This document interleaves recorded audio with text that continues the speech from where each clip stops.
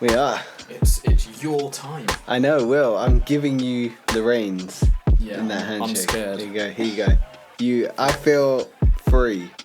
I have no laptop. I don't have to focus on two things at once. It's great. I'm very nervous.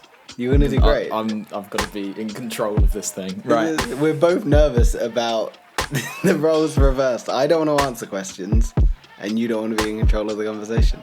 Yeah, that's it. Let's see how this goes. You longboarded across Europe. How did that idea come about in the first place? Let's start there. Yeah, so I longboarded, so skateboarded effectively, from Paris to Madrid, which is about 860 miles. That took me roughly just shy of 6 weeks. And the idea came about, so I was working at this surf shop in the town we live in. We live in. And I didn't realise we had a surf shop. well, they called it a surf shop. Right, okay. Yeah, it's about as surfy as it gets in a town that has no surf. Yeah, great fun. And yeah, I was just chatting with the people that work there, and I was inspired by someone I used to work with because she was so brave and wanted to go out and explore. And when I was younger, I was very much, I wanted to stay at home. I wanted just a safe, easy, controlled life with no real big variables. I didn't really want to leave the UK. I was quite happy. And I was just talking about travel and why they enjoyed it, why they wanted to do it. I started thinking about, how could that work for me? And over time, this idea took form, which was I wanted to do something that I loved. So I know I love longboarding. So I was like, well, I'll see if I can do that. I didn't want to go too far because I was quite nervous. But I wanted to also see if I could challenge myself and raise money for a charity at the same time. And over a few sort of weeks of just planning and thinking about it, I came up with this idea. And it felt so off the wall. I didn't quite know how to sort of verbalize it to people. Like, yeah, I want to skateboard from Paris to Madrid. They're like, why? You can't do that. And I was like, bet. Like, I can. Easy. Let's do it. So, yeah, that's how the idea came about. Just spitballing, following passions, and ultimately being a bit immature and not realizing quite the decision it was to do it. Nice. How old were you when you did this or came up with the idea? I was 20 when I did it. Yeah, which at the time I felt so old. I felt like I should have been traveling for years before that. But now looking back as a 30-year-old, I'm like, I would love to be 20 again. But have the same maturity and awareness I have now. Really? You want to regress? I reckon 20-year-old Connor was smarter sometimes. No, I doubt that. No, if you met 20-year-old Connor, you'd be like, who is this dickhead? Jesus. So you spoke a little bit there about what inspired the trip as well. It was the people that you were surrounded with. You weren't too sure about even leaving the UK, and then decided that you wanted to take that leap and go from just being UK-based through to doing this amazing trip from Paris to Madrid. Were there any other sort of inspiring factors? Was it just you wanted to sort of break free? Was there an emotional aspect of, no, I'm going to be my own type of person as I do this? I'm going to go on a journey of self-discovery. Was there any of that stuff going on? Because I know you're a bit hippy-dippy. I am a bit hippy-dippy, but I wasn't at the time. That's happened as I've travelled. I've learned to be a bit more hippie as time's gone on. Nice. When I reflect back to who I was when I came up with this idea and when I did the trip, there's a lot of things I wouldn't have been aware of at the time. Like, I was very anxious as a young man. I was very nervous. I was quite low, and I lacked self-esteem. So I think without being aware of it, the driver for doing the trip was very much to build self-esteem and to build confidence in myself. At the time, it didn't feel like that. At the time, it just felt like I wanted to do something exciting and something new and something I could tell people about and raise money for a great cause, because I raised money for a charity called Stand for Trees. And it was, I think that was at the time what I felt like I was doing the most of it for. But now as I reflect back as an adult, I think it was to really prove to myself I can do difficult things. Yeah, I think inspiration-wise, it was because I wanted to challenge myself. Nice. And obviously, a trip like that took planning. You said that you planned it. What was your planning process like? Was it all you? Were there people around that you were planning it with? How did you decide where to start, where to end? The full plan, if you could just remember that verbatim. I will try my best. So I think I pulled out Paris to Madrid as quite obscure places. By obscure, I mean there was no real thought behind it. It quite as easily could have been Budapest to Rome. I think it was just somewhere that I knew I could get to easy enough. I can get the Eurostar to Paris and then I can fly back from Madrid. Easy. At the time, I was petrified of flying. I still am, ironically. But I think because it was easy to get to Paris, that made the barrier to entry easier. So I think that's why I settled on Paris, because the barrier to entry was easy, rather than a first trip being... And I admire the people that can do this, that can go off to Southeast Asia, Latin America as their first trip and be brave and do that. I could not. So hats off to people that can do that. And then in terms of planning... there was a lot of different factors. The first was the route. So I had to break it down and understand where I'd be able to longboard, where I wouldn't be able to longboard, how long it would take roughly each day, what the terrain would be like. And all of this you're doing somewhat blind as well. So were you on like Google Earth looking at road qualities? I was. I was on Google Maps literally plotting the day. Each day I had this Word document that it was like, okay, I want to do from... So it was almost, I planned the route that I wanted to follow, that I thought would make sense. Obviously, there was areas I knew that would be useful, like following the coast down France would be very useful. And then when I got into the mountains, I didn't want to cross through the Pyrenees, so I wanted to cross along the coast. And then it was, how do I get through the mountains in northern Spain to get down through into Madrid? So there's very much somewhat thought there. But it was, I want to go, so Paris to one place, Paris to the Loire Valley down to the coast to the border, and so on and so forth. And then it was like, well, how do I do this? What's similar to longboarding? Cycling. What the Europeans like? Cycling. They like cycle routes, they like cycle paths. So I was like, okay, is there any? And there was a great one that pretty much took me from the Loire Valley to Bordeaux and beyond. And that made my life so much easier, because so much planning was done for me. And the road was smooth. There were some days I was able to do a marathon and then some in a day, because the track was smooth and I could just wake up and I could go, and I was doing about 5-6 miles an hour and I'd be done in like 5 hours. There's other days where the road was like bumpy and tarmac, like this is long. Yeah. So the planning was very much work out a rough route and then understand what the terrain's like in each place. But the hardest part was, it was guesswork for the most part. You're just trying to work it out, and there's only so much you can do ahead of time that it was very much when you're on the ground. You got to work it out. You got to be adaptable, And again, I was super grateful. I was able to use my phone out there so I could get Google Maps and stuff. But yeah, the planning was very in-depth. I think as a young adult, I probably didn't do anywhere near as much as I should have done. I think I was a bit naive about it, but also I think that naivety helps sometimes, because sometimes when you don't have a full picture, you take risks, and risks lead to big rewards. So planning was, full on. Nice. And did you did it with other people, did you?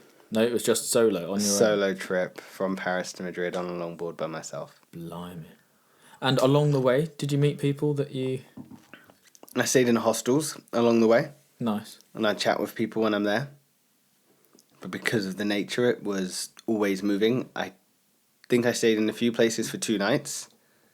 A couple of places for 3. But the majority were 1 nights. So there, off, there, off, there, off. And naturally, after a full day of longboarding, I think I was a bit done. And also, as a young man, I was very socially awkward. I was not good at conversing. I did not have the social skills that I have now. I'm not saying I've got social skills now, but they were severely lacking then. Yeah, meeting people. Meeting people felt like the hardest part of the trip. Really? Ironically, yeah. Because of... I think I lived in fear of judgment of others.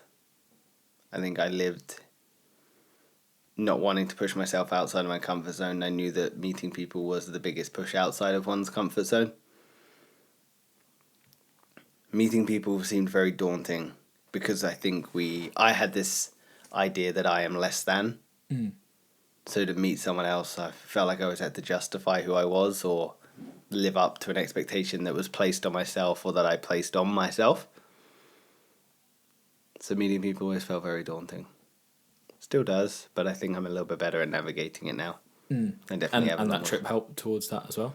Massively, yeah, because it's that self-reassurance, it's that self-confidence, it's that I can do hard things.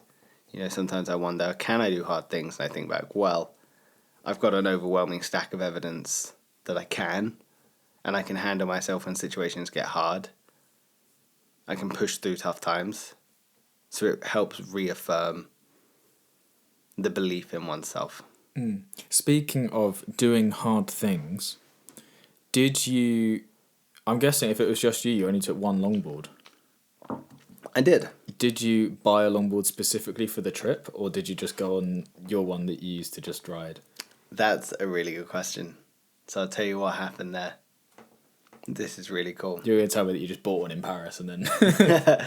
No, so I started, and I think this is where I didn't do a lot of research, is I started on a longboard that wasn't built for the purpose I wanted. It was very much just a cruiser, so you had different types of boards and how the trucks sit on the boards. So the trucks are where the wheels join and they attach to the deck. The trucks I had were like sit on top, so the drop between the floor and the deck was about this much. So that is a lot of like this business. Not very good for carving, not very good for speed. It's just good for slow and chill. And obviously I was posting on social media, using some of the contacts I had. Was very fortunate that I knew some UK champions in downhill longboarding. So they had some good contacts, and word got out to Land Yachts, the longboard company. So when I was in France, I think 10 days in, they reached out and were like, hey, we want to send you a board. Oh, like wow. a whole setup. I couldn't believe it. I was blown away, man. So they organised shipping a board out to France to a hotel they knew I would be, full kitted out, drop through board where the drop was this, fully cambered up so you could lean into it, rock into it. Damn. The board was unreal. It's perfect. I still ride it now because it's dreamy. Yeah. The board was, I think, back then, 300, 400 pounds. So now it would be even more because of inflation. But sent the board out. I unwrapped it there and then. What did you do with your old one? Bin it? Shipped it back. Oh, did you? Ironically, yeah. So I was in a pretty populated town that I was able to repackage that board in that thing, take it to the post office and send it home, which was crazy. Yeah, that's wild. So yeah, Land Yacht sponsored me to do the trip. You got your first brand deal before I did. I did. Mental. Yeah. So I was able to do a ride with Land Yacht's longboard. Now, since coming home, I swapped out the wheels and the bearings because their wheels are just not as thick and as soft as I would like. They were a little bit harder because they're more designed for downhill. Mine were a little bit softer. So now, if I push it, I just roll. Yeah, I was going to say, I've seen you on it. Yeah. It's like it's like it's an electric one. You don't even need an electric one. You just one push and you're done for the day. So yeah, I took a board out there. Board was not very well equipped for the purpose that I needed it. Word got out to Land Yachts. They sponsored me. Mental. And I used that board for the rest of the trip and still have it, and I'm in love with it. It's the best board. Would you do a trip like that one again? Obviously, I'd sort of jump into the end. But so I actually had this plan, and you will think this is crazy. I think this is crazy, and the guy I was planning it with, he also thinks it's crazy. But myself and a friend, we had this plan, and we got super far down the line. Unfortunately, plans fell through, and we haven't yet been able to execute. We're still contemplating. It's always something we come back to. But London to Sydney. Yeah. We got the route planned out. Where do you go? How do you do it? Effectively, being very quick about it, London to Istanbul, trying to go through the mountains is the difficult part, because obviously you got the Alps, the European Alps there, so that would be the challenging part. So it'd be very much through Germany and try and go down through, I think it's Prague way through there, all the way down through to Istanbul. Turkey would be difficult and have to sort of traverse the coast because otherwise it's all mountainous inland. And then you get to Azerbaijan, Georgia, Armenia. You have to go up into Georgia to go down into Azerbaijan because you can't cross through into Armenia from either side. So then you'd get a ferry from Baku to, not Turkmenistan, Uzbekistan, go through the desert of Uzbekistan. On a longboard? Yep. Is there a... Yeah, there's a road. There is? Yeah, there's actually a road, yeah. But I think the bit of Uzbekistan that's near Russia is pretty much just all desert, but also it gets Baltically cold in the winter. So its timing there would have been, needed to have been immaculate. Yeah. Yeah, and then down through, we contemplated how we would get, say, from the stands to Uzbekistan, Turkmenistan, Tajikistan, past sort of Iran, Afghanistan, and I think we just decided that we'd fly into Delhi, and then we'd go up to Kathmandu, fly to Lukala, do Everest Base Camp, just as like, why not, we're there, come back to Kathmandu, and then go down through Bangladesh, through Myanmar, which would be incredibly unsafe, but I've always wanted to go Myanmar, into Thailand, down all the way through to Bali. Why have you always wanted to go to Myanmar? I don't know. I can't. There's two places in the world I've always wanted to go, just for no reason whatsoever. One is Belize, the second is Myanmar. And I haven't been to either of them, but One day. they're completely unfounded. But yeah, and then from Bali, fly. We were contemplating Darwin, but it's just simply too far north, so into Cairns. Down the east coast, into Sydney. It would take years. I was going to say that would take a long, long time. Yeah, it would take at least a year and a half, maybe 2 years. Is that why it fell through? One of the reasons it fell through? I think the reason it fell through is we were never quite aligned at the same time. Right. There were times where he was ready, and there's times where I was ready. Yeah. And I don't think they ever really aligned, because it would take a year of planning to then be in the place to be like, right, let's do it. And he's been really fortunate to get a career coaching in soccer out in the States. He's doing really well. He's got a really successful career out there now. So he's like, you know what? He can't. Yeah, he doesn't want that. He's following his passion. I love that for him. I'm super happy for him. Shout out Scotty if you're listening. But yeah, so I think it's always been one of those dreams of mine to do it.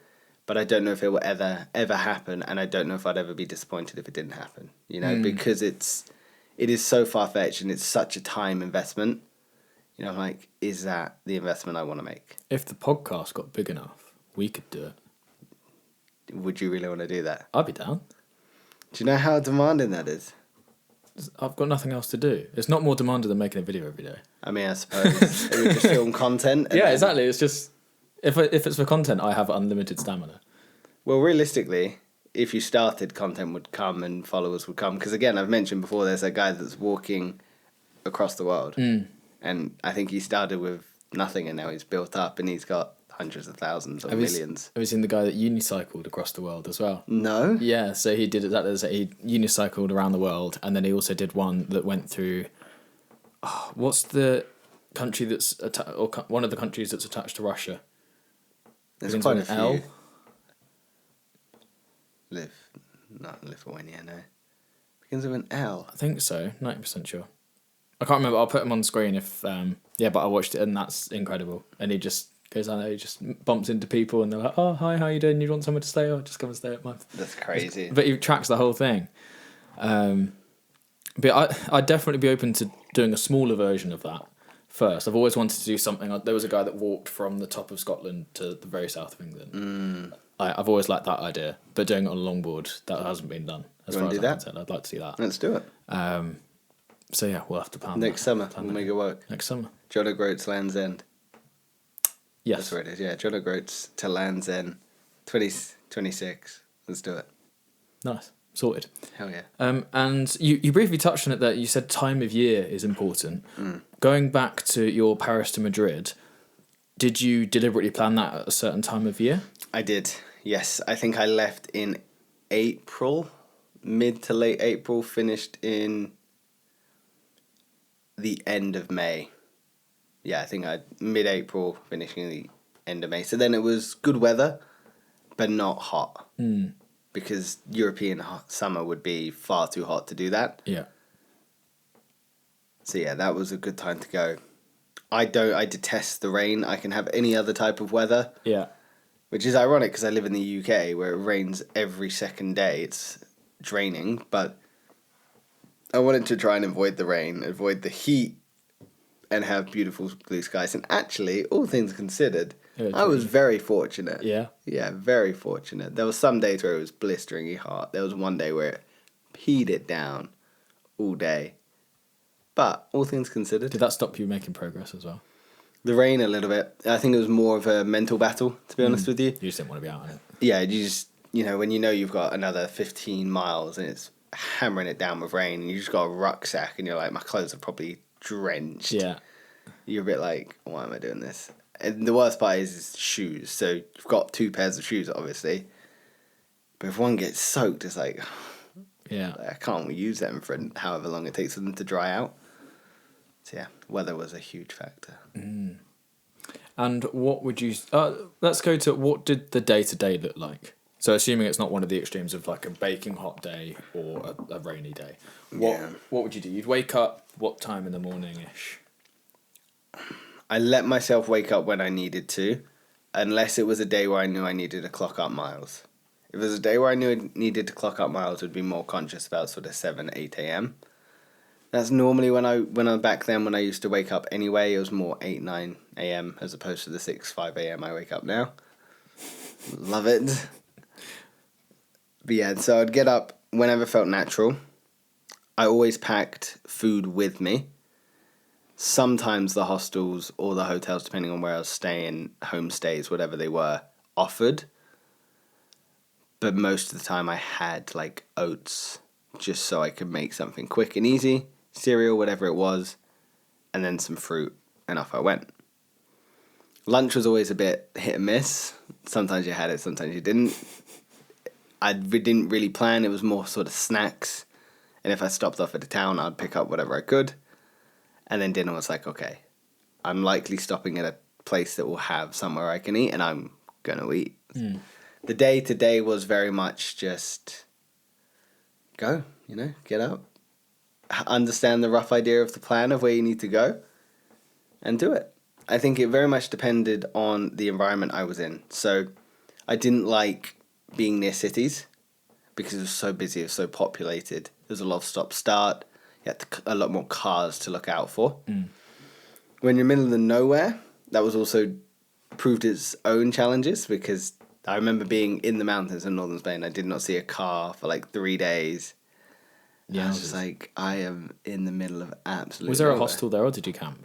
Hostels. There was always somewhere to stay because it was always somewhat populated. Again, that was good planning to be like, I'm going to go from this town to this town, stay there, and then move on. Even if it meant shorter days or longer days, I was always very cautious about that. Again, now if I was to do it again, I would camp because I'm older, I'm more mature, I understand the demands it would take, and I'd feel very comfortable doing it. As a kid, no. And I say kid because I was. 20, I don't think anyone, man's brain isn't fully developed until 25, for goodness sake, so.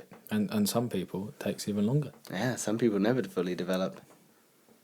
Because does that mean I'm going to fully develop next year? Is that it? Yeah. I'm going to be fully developed. Your brain will be fully developed, yeah. And then it's just cognitive decline. Absolutely. It just goes up and up and up, and then suddenly, kaboom. Yeah. Might as well stop at 25. You've worked. If one lesson people are going to take away from this episode, it's just stop at 25. If you haven't built £1 million company by the time you're 25, give up. It's not happening. This is it. Honestly, I cannot say. Jesus. Never give up, people. Day to day was very much longboard. I was fortunate that I could skate with both feet. I taught myself to do both ways, so one leg didn't get more tired than the other. I was going to say, what about muscle fatigue? Oh, it was hard. It was real, but I had to be super cautious of just how you recovered. Again, I was quite naive as a kid, so it was just like I'd stretch. That was kind of it, and just lay down in the evening. Whereas now, as an adult, I'll probably do some meditation, some yoga, some stretching, a bit of like, I'd probably take some sort of ball or massage thing that I could use to release some of the stress. But when you're young, you're invincible. You're made of magic. This is it. You just go, man, and nothing stops you. What would you say your biggest challenge was? That's a really good question. My biggest challenge from the trip. I think at that time, the biggest challenge I faced was loneliness. I did that trip to challenge myself, to push myself beyond my comfort zone. And I think what I realized at that point is I've relied a lot on other people to sort of supply happiness for me. I think I'd had quite a turbulent few years up until I'd made the decision to start traveling. And when I stepped away from it, I realized that there was a lot less distractions. So those days where it was 25 miles and you're kind of fed up of your music, you didn't have a podcast to listen to, you're kind of in the same landscape over and over again, and you just be like, this is really hard, you know, really, really hard.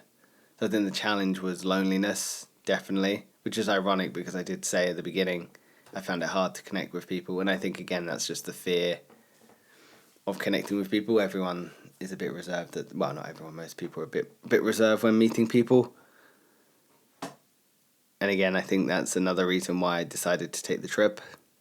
And I'm really glad I did. The growth that came out of it in terms of facing fears and challenges and understanding I can be by myself.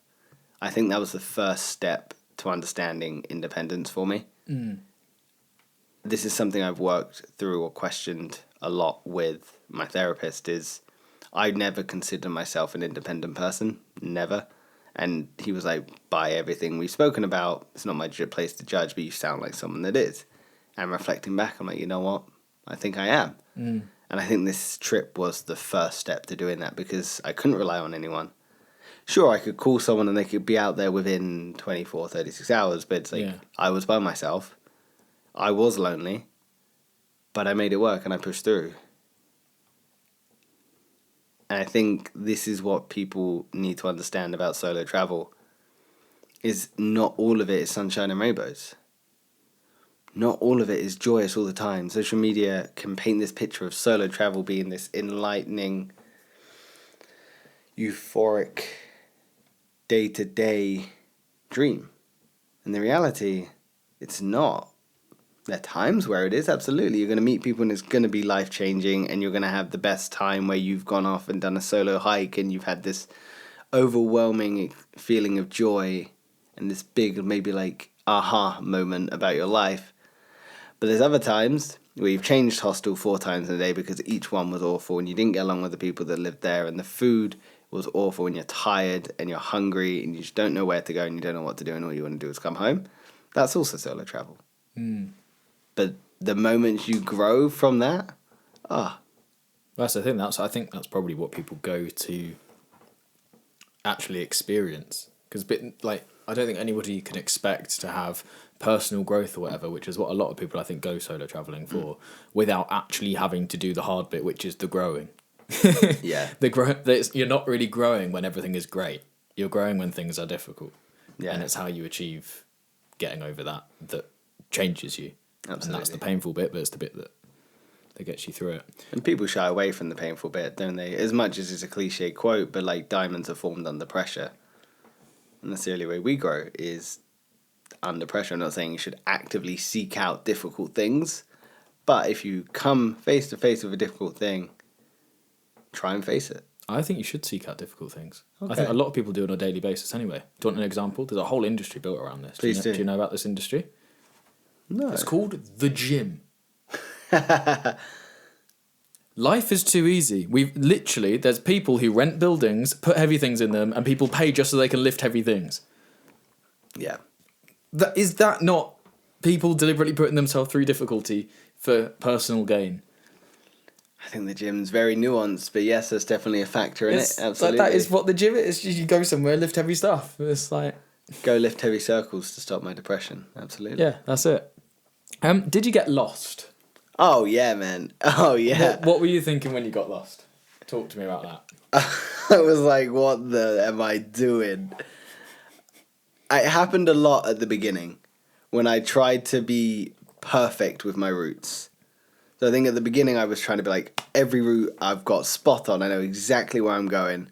I think in the first week I took more wrong turns than I did in the latter part. Maybe because in the latter part I learned to relax and chill out and was like, oh, if I've gone the wrong turn, turn around, it's all good. I think at the beginning I was a bit more stubborn, but yes, definitely got lost. I remember 2 moments very vividly. One, I was going down a road and I thought there were turnings that shouldn't be there, and I got myself very confused, and I found myself at the beginning of like a highway, and I was like, I should not be here. I was like, oh my god, I've gone so badly wrong.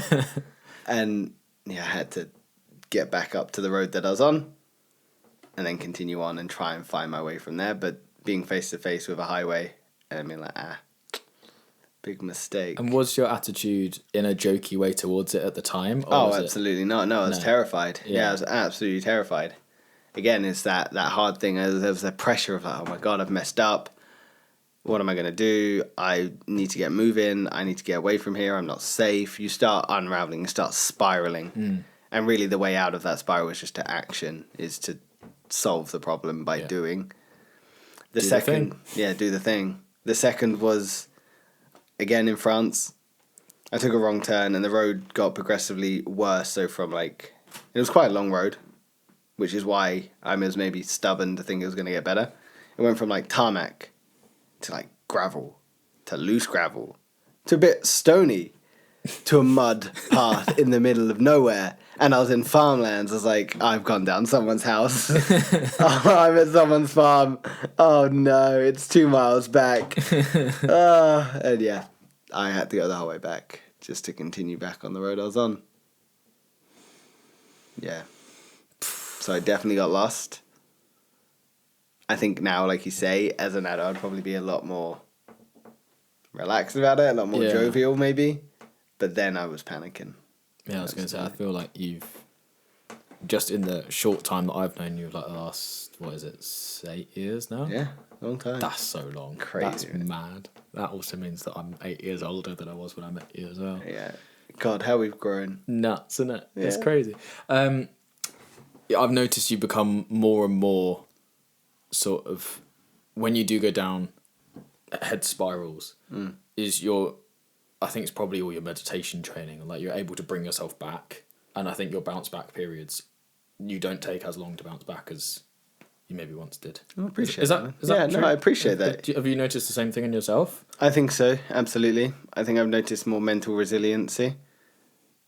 But I also think the worst part about self-development is you realise, 1, how much there is to do in one's self-development, and 2, that you'll never reach this ineffable perfection that maybe we think we can reach.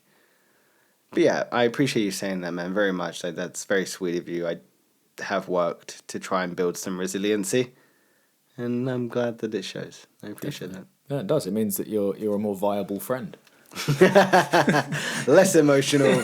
Cut those feelings out and grow up. Yeah, I mean, and you respond to messages now sometimes. Oh my god, yeah. Sometimes, yeah. To be fair, now that we're on the podcast, I'm locked in. Great.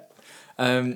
Well, we've discussed your biggest challenge. Yeah. I want to hear about your best memories, plural. Memories. Plural. I don't want you to know. I could ask for your best memory, but I think that'd be unfair. I feel like there would have been multiple times that you'd be weighing up in your head, unless there is one clear standout. One favourite memories. Yeah, what are the first ones that are flicking through your head?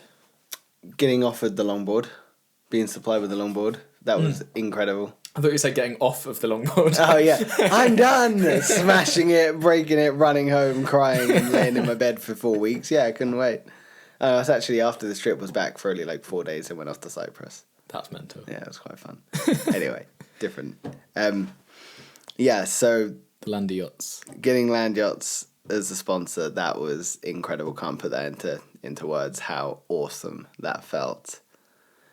Raising the money for the charity, you know, I think you've got that in your plan, but I'll jump ahead. So 3,000 raised, which now at the time felt like a huge sense of money, but now I'm like, oh man, with all I know about content creation, social media, I could raise so much more. Well, that's why we're going to do it from Scotland to Absolutely. England. Let's do it. We could raise like thousands, So keen. tens of that. So keen. Let's do it. Yeah, so those were two clear memories. But in terms of memories that stick with me from the trip, I cannot remember the name of the town. I can't. But it was in northern Spain. I was coming around this corner and I remember seeing this like bricked up wall. So almost it was like a berm on the road. I was like, wow, it must be a drop off. Came around the corner and it was just a gentle downhill. So it was like super mellow. I was able to just relax. And the wall dropped and it was just this valley. And in the valley was this beautiful town. There was like a little waterfall and everything. I was like, this is unreal. I was like, how is this a town? It was just incredible. I thought it was a bit crazy when I saw it because I was like, maybe I've just been longboarding a long time. But did you go and explore it? Yeah, that's where I was spending the night. Oh, it was cool. beautiful. I had to like kind of loop back round to get into the town, but it was beautiful. So some of the architecture I saw was incredible in northern Spain. Another highlight was the coastal path in France. So I always wanted to see Bordeaux, got to see Bordeaux, then went down to the coast, and it was this beautiful, like, cycle path that was just beautifully tarmac, but it went from, like, beach to not jungle, but greenery, and it was beautiful little surf towns along the way. I was like, this is awesome, you know? It was, like, 3-4 days, maybe 3 days of just smooth sailing, easy to get food, friendly locals. I was like, this is awesome. Yeah. You know, this is so cool. And then I think one last one that I will point out, because I think it touches on also another challenge that I maybe forgot to mention, is one of the best days I had came after one of the worst days I had. Because I think, one, it's a mindset shift, but two, I was so grateful for the day to be over, but two, what this day had in store. So, the day before was one of the long days. 25 miles, I think, 20 miles, something like that. It was long. Had to do it. It was really hot. It was like 27 degrees. And I was sweating. I did not plan very well. I did not have enough food. And I ran out of water about 15 miles in. So I had nothing. And there was nothing until it came to this little small town. And then I needed to get to the top of the hill where the next town was. But it was constant, like, incline. It was the end of the day. I was fatigued. I was tired. I was so exhausted. I probably got mild heat stroke. And I was just so done that when I got to that hotel, I think I just ate and laid in a dark room because I had no words. That was the first time on the trip I think I felt spent. Not just mentally exhausted or physically exhausted. I was like, I have depleted everything. That took all my energy to get through because I had no water, no food, nothing. And in that heat, I was like, I don't know if I can get... dehydrated as well. Yeah, I was like, don't know if I can get to this town. Got there, whatever. Really good night's sleep, really good night, refuel. Go a little bit more, like half a mile back to the top of the hill. And I look at the day, it's like 16 miles or something to that extent. I saw the first 10 were just downhill. But not downhill like this, downhill just chill. Oh, perfect. I don't think I pushed on my longboard more than 40 times for the first 10 miles. It was... That's insane.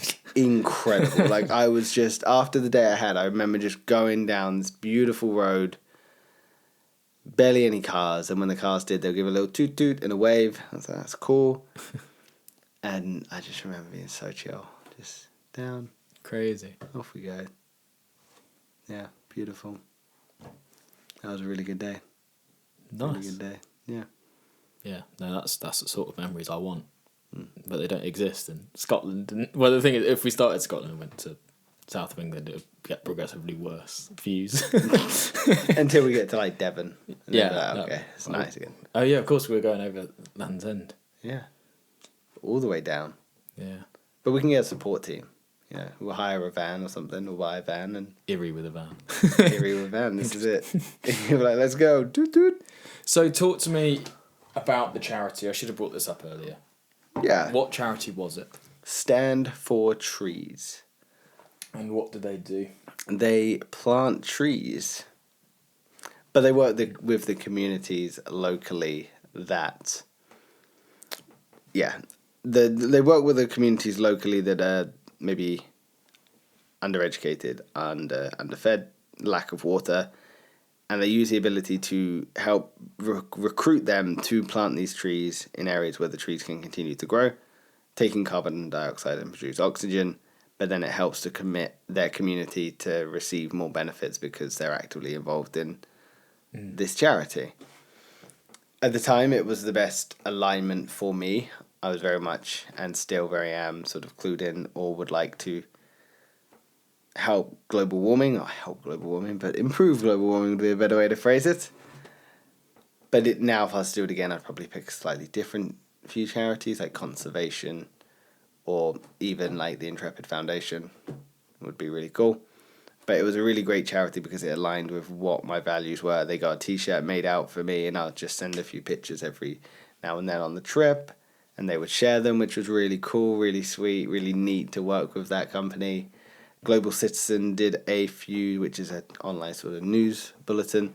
They did a few posts to shout out me and stand for trees, which was really cool.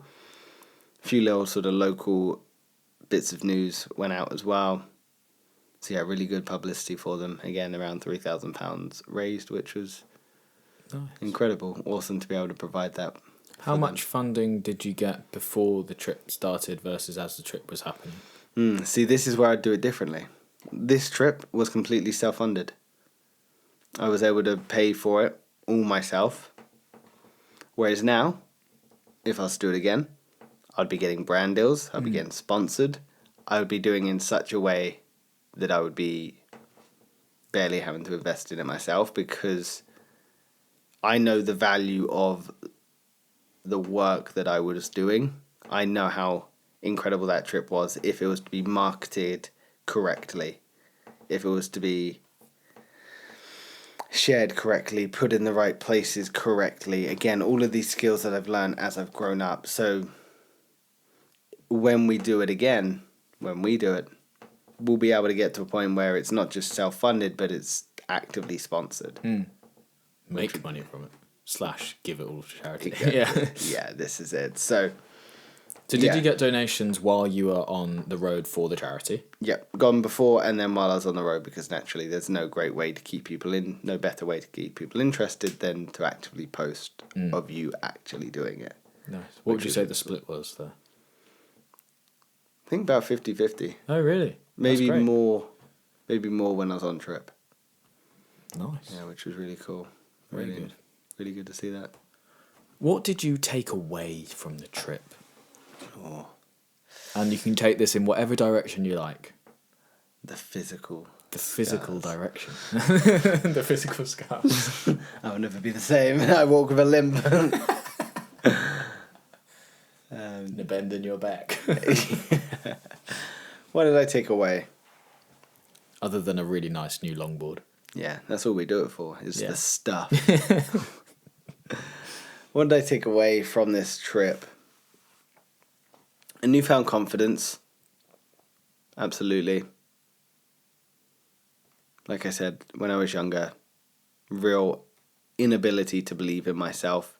Even now I struggle with that. I'm definitely working on it. One of our friends said recently, which was really sweet, he's noticed the change even since we've started doing this, the confidence that comes in my words now, which is really sweet. But yeah, the self-belief in being able to do difficult things. I took away the love for travel, absolutely. What else did I take away? It's so hard to put into words because I gained so much from that on a personal level. So much on a personal level. It's hard to explain again. I think as someone that has travelled solo-wise, your first trip is always special, but when that is your first trip that you've done travelling-wise, nothing's ever going to compete with that unless it's bigger and better, which it will be one day. So yeah, I took lots of positives away from it, but more just that overwhelming sense of gratitude to be able to complete such a challenge. Cool. Yeah, really enjoyed it. You spoke roughly about how you funded it. It was all self-funded. Yeah. But was that you saving up from working jobs that you were doing and then Do you mind sharing how much the trip cost you in total, roughly? I actually can't remember, to be honest with you. I can give it a rough ballpark, but a lot of the things I already had, so like backpack, longboard, clothes, shoes, all those kind of things, all things I already had. Out there, I didn't really spend all that much money because I was eating out cheap. I was pretty much buying necessities that I needed. Like I said, I'd have cereal or sort of oatmeal on the way, fruit throughout the day, snacks throughout the day. Very cheap. Things you can buy in bulk, nuts, fruit, you know. In Europe, fruit grows. So if I wanted like 10 apples and it cost me €1, I'd be like, hell yeah, because it's these tiny little towns. Yeah. I'm going to stock them up and I'll eat them over the next however long, which was awesome. Great.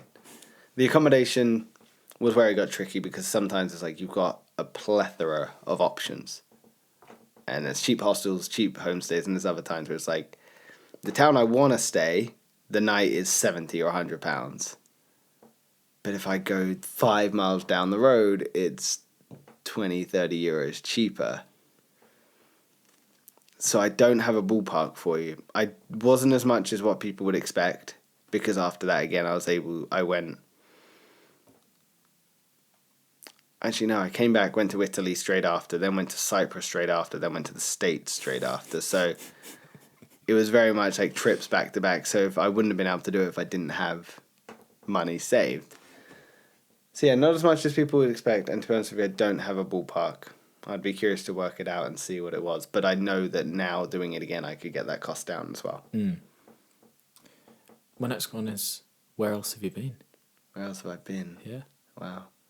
Let's make a list, shall we? It's not that long, this is it. I want this list to be longer, to be honest with you, because I've done a lot of seasonal work, which is limited. So, in terms of Europe... France, Spain, Germany, Austria, Switzerland, Italy,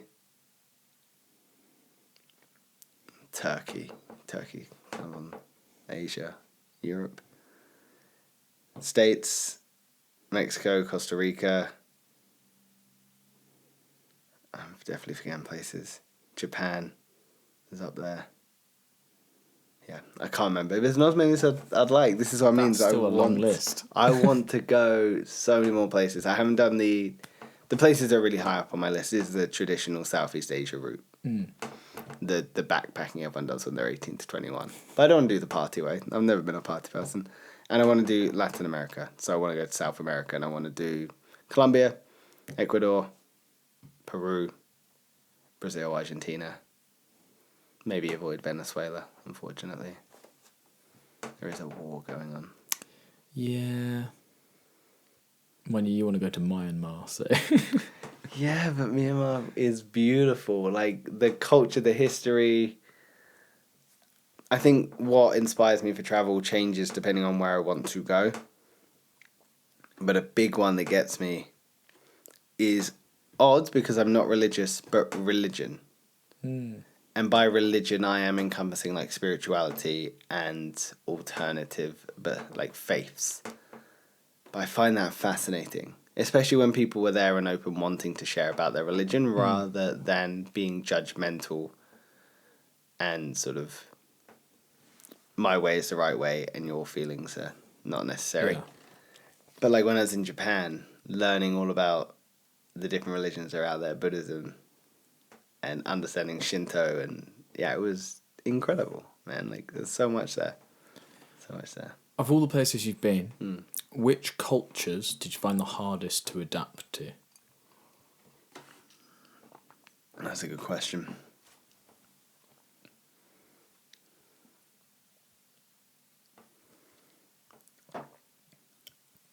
I think the hard one that really jumps out to me immediately, and I will justify why, is Japan.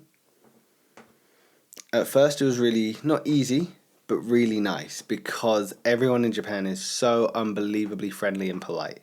You know, it's just natural to be friendly and polite.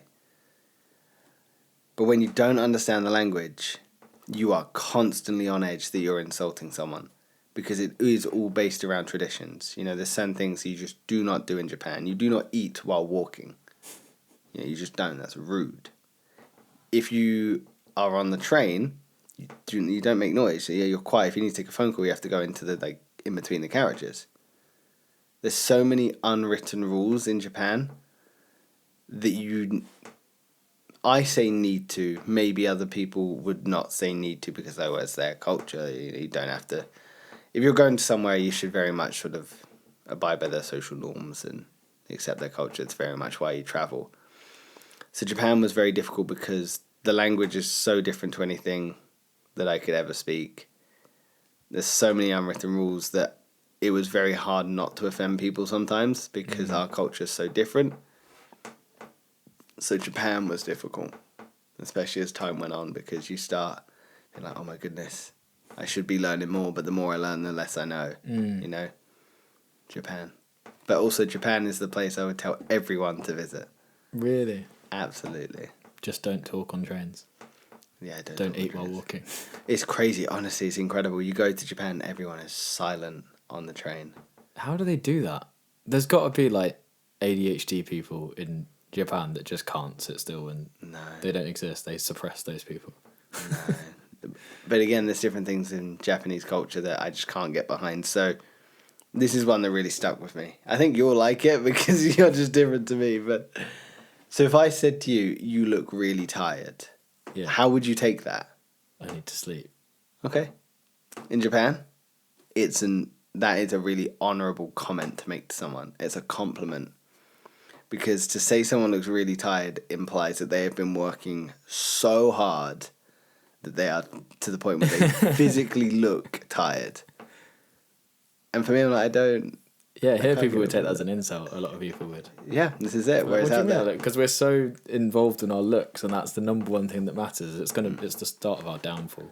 Yeah, just being too sensitive, too vain, too self-centered. That's it. The entitlement is insane. Yeah. And I haven't even been to it everywhere, but I can see it because I have a brain and eyes.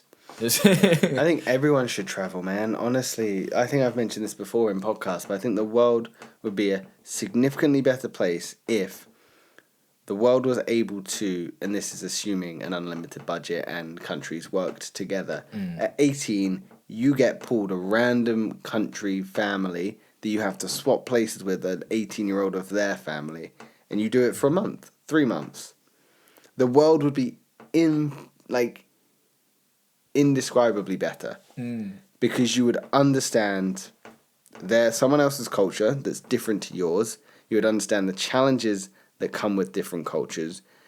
You would learn how to communicate with different people that have different views and different backgrounds, and you would learn empathy.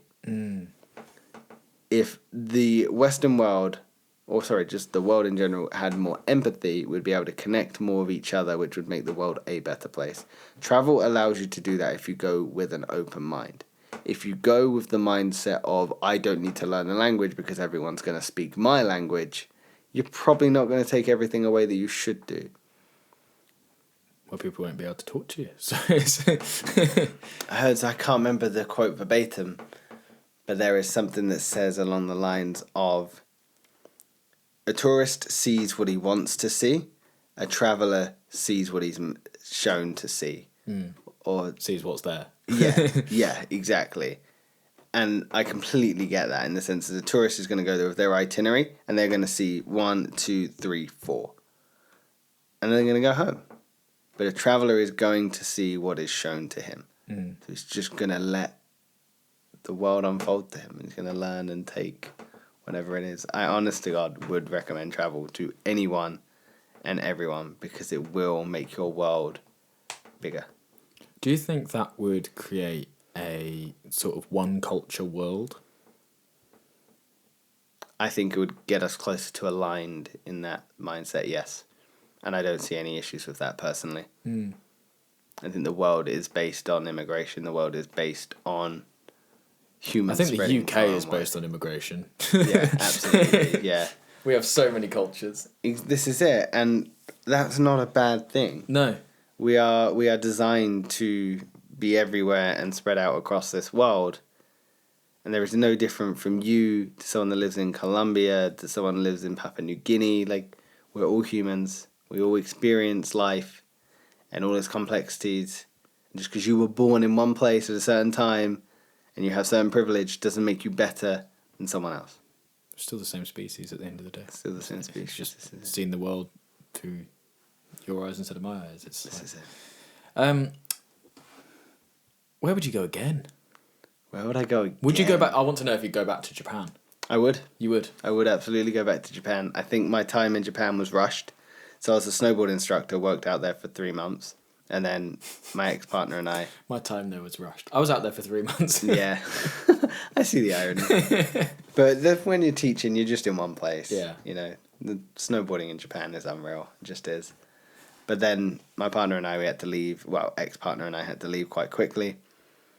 We wanted to get back to the UK, but I really wanted to travel. She was, to be fair to her, she was done. And she wanted to go home. I respect that. We kind of compromised in the sense we do a 2-week, week and a half whistle stop tour.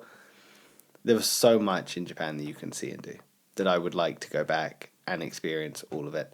I'm not a city person, but I was blown away by Tokyo. Mm. My office is in London. I can't really stand London. I think it's funny because my office is in Brixton. You might get someone throwing their piss at you or the preacher shouting at you as soon as you come up the train from Brixton. You don't know what's going to happen in Brixton. I love that. But the rest of London, it's all right. I can take it or leave it. Yeah. Tokyo blew my mind. Mm. Incredible. Never been to a city like it. It's, yeah. And do the Japanese cultural things that you were talking about earlier still apply in Tokyo? Absolutely. Really? Yeah, absolutely. You get on the metro and everyone's silent. So did it feel safer because of that, do you reckon? Yes, absolutely. Yeah, Japan does feel very safe. There's things I'd recommend for everyone to do and try it there. Also in Japan, you know, in the UK, you wait for a train, it's probably gonna be late. Yeah. If a train is late in Japan, it is unheard of. Unheard of. We got a train. This was back when I was working at the ski resort. We were in Tokyo because we were picking up some kids to. They did like an exchange with some of the local schools. We were heading back to Tokyo. The train was late by a minute. The conductor comes on in Japanese and then English, apologizes to everyone. For a minute late.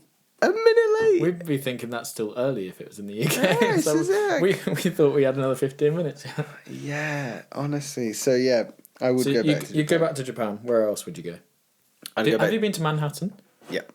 Well, how did that compare to Tokyo? Because I love Manhattan. I've been twice. Do you? And I absolutely love it. Why do you love Manhattan? I just everyone's there and they have purpose. So I love the fact that there's nobody. You don't survive in Manhattan unless you work. Yeah. You know, and that I related with that Okay. very, very heavily. The drive that it takes to be able it's to like, be worthy and there was of nobody being that was just having fun, like that looked important. You know, it was all like everyone was shouting at each other on the phone. They're trying to get something sorted, or It's they're business. making their plans, but they're doing it because they're walking to and from a meeting. Okay. I just love that sense of urgency and rush. I don't think I could live there. No. It would be mad. Not to mention I wouldn't want to pay the taxes. Be draining as well, constantly on. Yeah. For me, Yeah, what's that like? I've been to Manhattan. No, yeah, what's it like? Jesus. I've been to Manhattan a few times just because when I worked at the summer camp, it was always where we flew in and out from and everything like that. So I've been a few times. Would I go back? Not really. I would be in no rush to go back. There's places in the States I would absolutely go to. I've been to about 30 out of 50 states, and I'd go back to a lot more than just New York or Manhattan. We could longboard down every state. You can go through all the states. Could you imagine? That'd take forever. The US is hella big. It's quite large. It is. How are we doing for time? That's an hour exactly. Is it? Yeah. We've smashed it. Final one. Leaving thought. The person watching this, say they're very much like me. They've not done much travelling. They may be been on a few love holidays, but they haven't ever been, or a school trip, but they haven't ever been travelling. My longest holiday is like 7 days. Where should somebody travel if it's their first time travelling? Where would you recommend as like a beginner travelling place? That's a really good question. I think it is very much unique to the person. However, the one thing I would say is travelling comes with... There's people that treat travelling like this elitist, better than thou attitude. For instance, you haven't travelled if you have not done X. traveling is only traveling if you're gone for X amount of time. And I think people get really caught up in that. Traveling could be a 2-week holiday. That's cool. You know, I think we get so caught up in hearing these people that are away for 4 years and they come back and they've got dreads. White guy with dreads is always wrong. You said you wanted dreads, love didn't dreads. I would so get dreads No. if it wouldn't make me single. Yeah. I want to do the Takeshi 6ix9ine thing of like all the different colours and have dreads. No. I might do that actually. I'm gonna grow my hair out from this moment forth. Not getting my hair cut now until I got dreads. Bet. Might get the sides shaved, but leave the top dreads. Then it'll be man bun with dreads. Okay. I Sure. bet my hair's not good for it though. I have tried before. No. Hey ho, I'm white. I'll live with it. Do not get dreads. Anyway. I think when it comes to first trip is go somewhere that feels somewhat scary, but also somewhat comforting. For instance, the UK, Europe is a really great shout. North America, Mexico, really great shout. Or even another state, either Canada or North America. Go to another state, great idea. Europe, again, you got all of Europe. Australia, a little bit harder because you are such a big country. Indonesia would be quite close. Indo's a really great option, exactly. Yeah, Southeast Asia is a really great option. But again, somewhere that's going to put you out of your comfort zone, but somewhere that isn't going to feel unbelievably daunting. It can't be something that's going to blow your mind and then you're never going to want to do it again. You know, the way you get better at things is by small bits of exposure, you know, rather than the full shebang. Yeah, try a little bit of heroin before you take the full. This is it. Yeah. This is it. Drink a little bit of bleach and then find out if it... Yeah. Yeah. Yeah. Well, that's good parting advice, I think. Drink bleach. Yeah, a little bit of heroin first, at incremental steps. You'll get there eventually. Absolutely. You're a proper addict. Like us. Yeah, we love... We don't really do anything. No, we don't. No. We're both born. We don't drink... Well, you drink a little, actually. Like, Occasionally. 4 Coronas a month. Yeah. We don't do drugs. No. We don't go out. No. We're boring as shit. Yeah, but we work. That's our love. I love it. Cool. Well, thank you very much. Thank you. How did I do? You did great, man. Yeah, well, one thing you did forget is the final word. What's your final word? My final word is nappies. Cool. Now we're done. You get me every time with those, man. I survived. You did great. You survived as well. I know.